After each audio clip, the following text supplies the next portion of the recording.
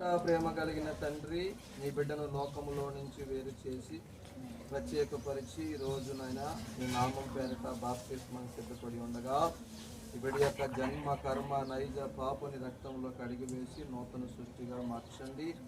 ఒకడు నీటి మూలముగాను ఆత్మ మూలముగాను జన్మించి తినే కానీ దేవుని రాజ్యంలో ప్రవేశింపడన్నావు. నీ బిడ్డ నమ్మి బాప్తిస్వం పొందుతున్నారు. నమ్మి బాప్తిస్వం పొందిన వారు రక్షించబడన్నావు.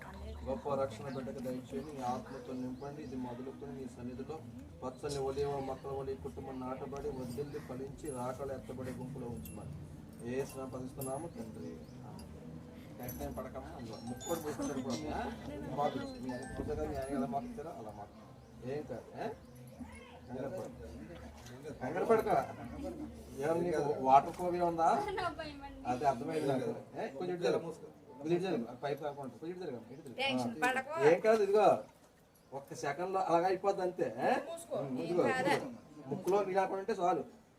కంగారు పడకతలే. కంగారు ఏం పడుకో ఒక సెకండ్ అయిపోద్ది. ఎక్కడ కూర్చో కూర్చో అక్కడ నించో పర్లేదు. ధైర్యం ఉంటుంది ఆవిడకి. రైట్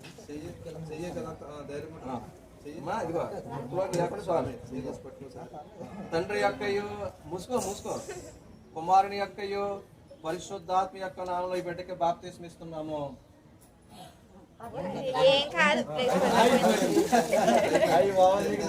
దొరికింది. అయిపోయింది.